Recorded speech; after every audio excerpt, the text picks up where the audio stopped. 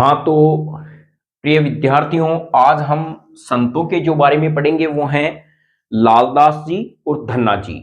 तो चलिए सबसे पहले हम पढ़ते हैं लालदास जी।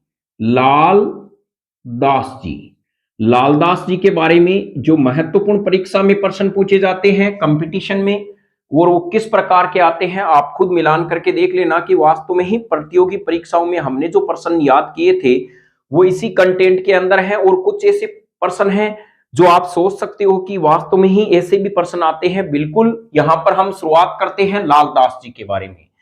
तो सबसे पहला जो महत्वपूर्ण आजकल फैक्ट संतों के बारे में पूछा जाता है वो है इनका किन के समकालीन थे। तो चलिए यहां पर हम बात करते हैं द का मतलब है दारा सिकाओ।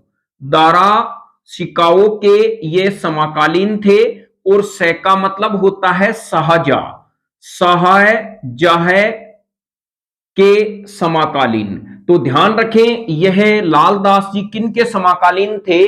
दारा सिकाओ और सहजा के क्या थे? यह समकालीन थे, समकालीन कालीन इनके थे। फिर यहां पर हम कहें कि इनका जो जन्म है वो कहां पे होता है? जन्म जो है इनका जन्म है वो होता है धोड़ीधू गांव। धोड़ीधू जो है ये जगह है अलवर में। अलवर में इनका जन्म होता है।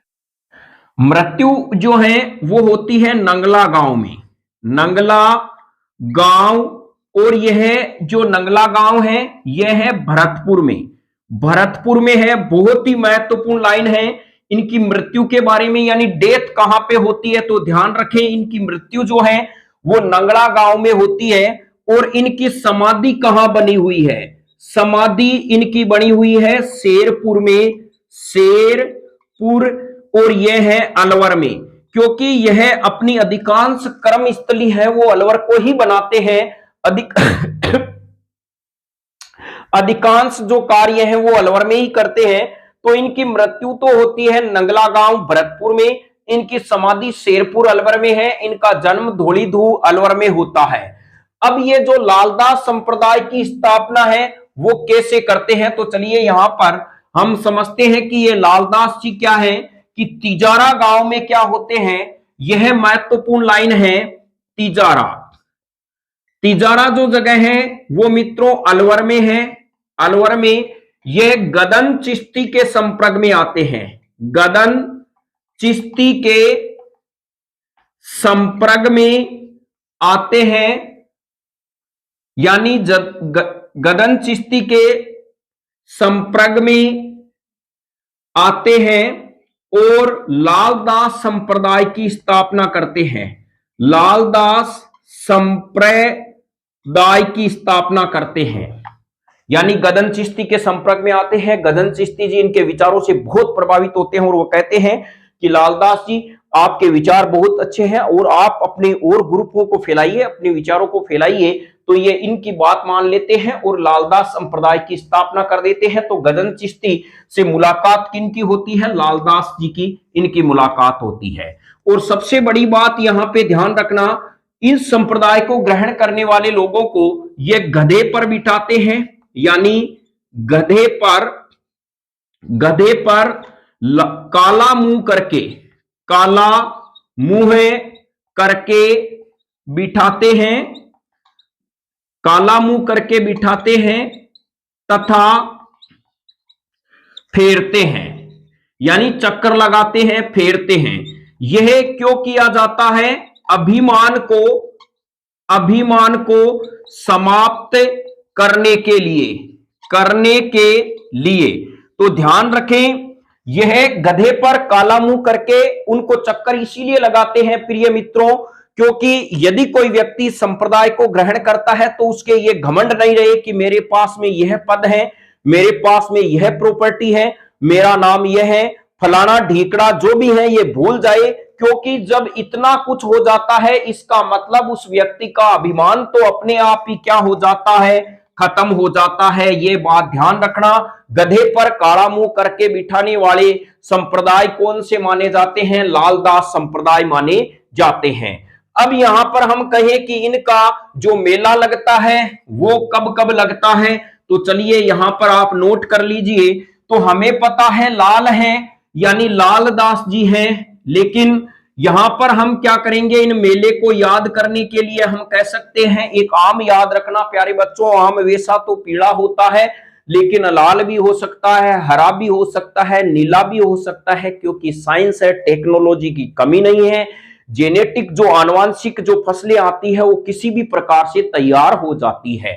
तो हम यहां कहें आ का मतलब क्या होगा, आश्विन, आश्विन एकादशी को, एकादशी को, व माघ पूर्णिमा को, माघ पूर्णिमा को इन लाल दास जी का क्या लगता है, लाल दास जी का मेला भरता है, मेला भरता है। यह बात अपने दिमाग में ध्यान रखना। यानी लाल दास जी का मेला कब भरता है, तो यानी हम कहें लाल दास जी का जैसे ही नाम आता है अपने दिमाग में पका पकाया आम याद रखना, कच्चा आम याद मत रख लेना। आ का मतलब है आश्विन एकादशी, मै का मतलब है माघ पूर्णिमा। तो चलिए यहां लाल एक दास जी के बारे में यहां जाना। अब यहां पे हम कह सकते हैं कि जो मेव जाति है, मेव जाति के जो लोग होते हैं वो भी इन्हें आराध्य संत मानते हैं, आराध्य संत। यानी लालदास जी को मेव जाति के लोग हैं वो आराध्य संत मानते हैं और इनका उपवास रखते हैं, उपवास रखते हैं। और यह जो मेव जाति है यह अलवर और भरतपुर में पाई जाती है, भरतपुर में, भरतपुर में। यानी मेव जाति जो है, यहां पर मेव जाति का मतलब है मेव जाति के मुसलमान, मेव जाति के मुसलमान हैं वो अपना आराध्य संत हम कहें, वो किनको आराध्य संत का दर्जा देते हैं, वो लालदास जी को देते हैं। तो ध्यान रखें ऐसी कौन सी मुसलमान की जाति है जो लालदास जी को है वो अपना आराध्य संत मानती है और एक दिन महीने में उपवास रखती है, तो हमारे पास में आंसर होगा मेव जाति। और ये मेव जाति अलवर और भरतपुर में पाई जाती है। यानी यह सबसे ज्यादा जो मेव जाति के लोग हैं या हम कहें अधिकांश जो लोग हैं वो अलवर और भरत के बारे में शॉर्ट कैसे नोट्स बनाए तो मैंने पहले भी वीडियो में डाला हुआ है। हम यहां पे लिखेंगे लालदास जी, लालदास जी। लालदास जो जी है इनका जन्म कहां होता है, इनका जन्म होता है दौड़ी दूह में, दौड़ी दूह में। और यह जगह है अलवर में, कहां पे है, अलवर में।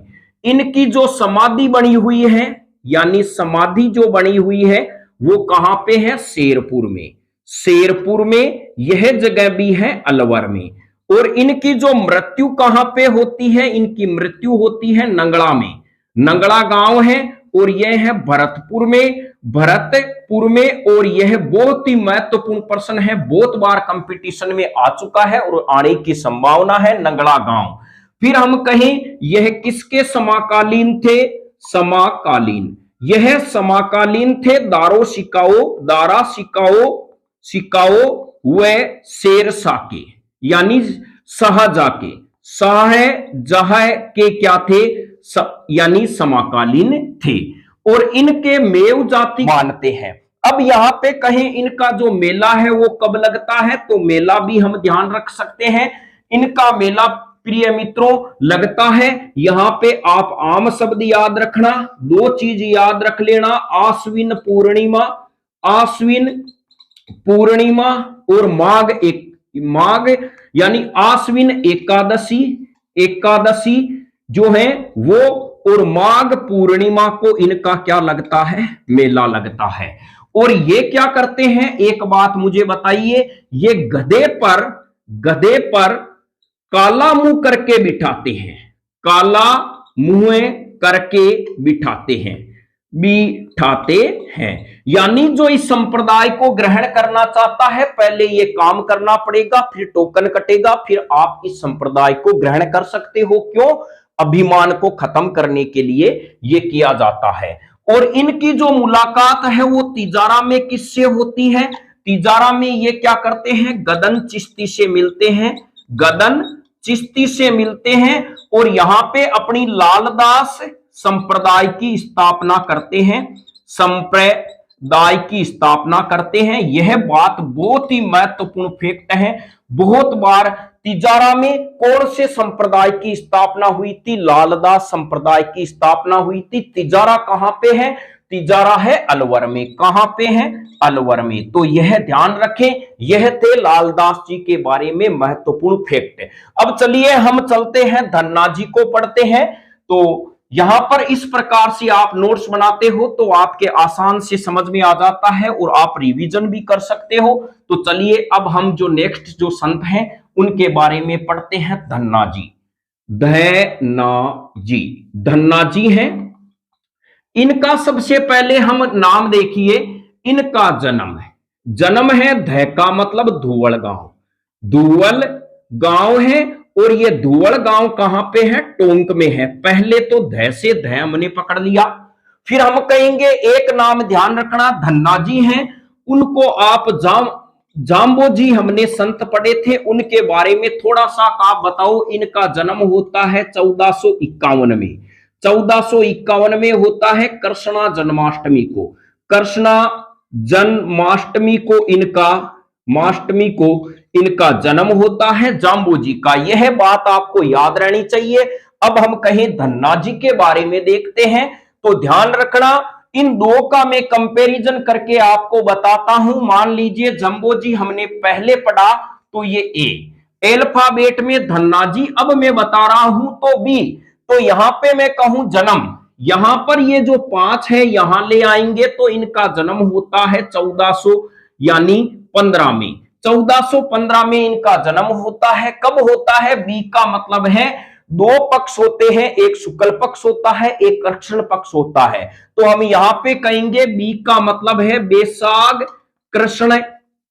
कृष्ण अष्टमी को इनका जन्म होता है। बहुत ही इंपॉर्टेंट डेट है ये, यानी बैसाख कृष्ण अष्टमी को धन्ना जी का जन्म होता है। ये अपने दिमाग में ध्यान रख लेना। अब चलिए यहां पर हम कहें आगे ये क्या करते हैं, आगे ये बनारस में ये भी सोचते हैं चलो संत तो बन गए हैं, अब अपने भी देखें कि विचार कोई है यानी ग्रहण कर रहा है या नहीं करता है। यह अपना क्या करते हैं, वहां से रवाना हो जाते हैं और बनारस पहुंच जाते हैं।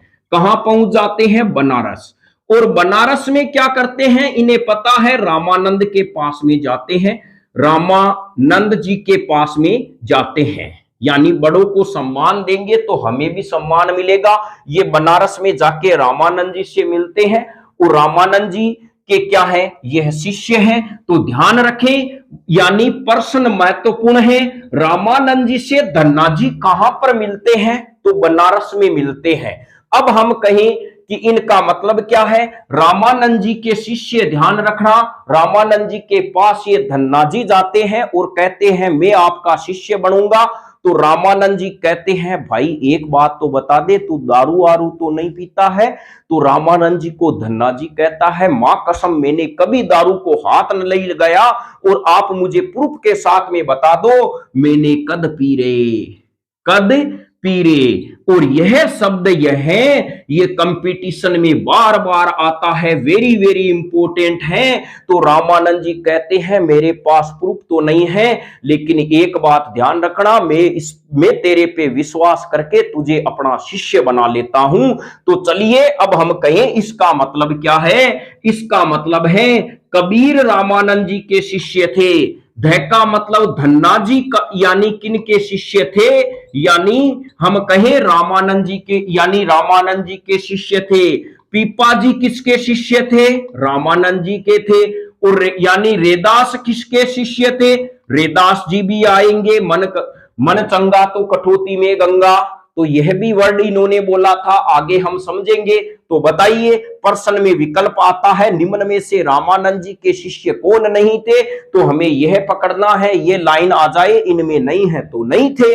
तो हम कह सकते हैं रामानंद जी के शिष्य कबीर जी, धन्ना जी, पीपा जी और रेदास जी थे। यह किसके शिष्य थे? रामानंद जी के शिष्य थे। और रामानंद जी के शिष्य थे। रामानंद जी से धन्ना जी मुलाकात कहां पे करते हैं? टोंक में करते हैं। अब चलिए, यानी बनारस में करते हैं, बनारस में इनकी मुलाकात होती है। अब यहां पर क्या होता है? धन्ना जी का एक मेला लगता है, वो मेला कैसा लगता है हम बताएं। यह धुवल गांव में लगता है, धुवल गांव टोंक में इनका क्या लगता है, मेला लगता है, मेला लगता है। और ध्यान रखना प्रश्न बहुत महत्वपूर्ण है, इसमें पंजाबी भक्त सबसे ज्यादा आते हैं, सबसे ज्यादा आते हैं, यानी पंजाबी भक्त इनके सबसे ज्यादा आते हैं धुवल टोंक में जो मेला लगता है धन्ना जी के पंजाबी। तो प्रश्न आता है ऐसा कौन से संत का मेला लगता है जिसमें पंजाबी भक्तजन आते हैं, वो है धन्ना जी का, और वो कहां पे लगता है, धुवल टोंक में इनका मेला लगता है। ये किसानों के आराध्य संत कहलाते हैं, आराध्य संत कहलाते हैं, जिनका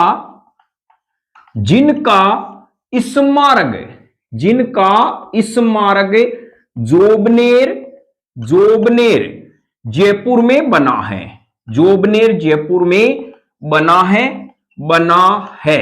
ध्यान रखें किनका स्मारक बना है, धन्ना जी का, यानी किसानों के आराध्य संत हैं धन्ना जी।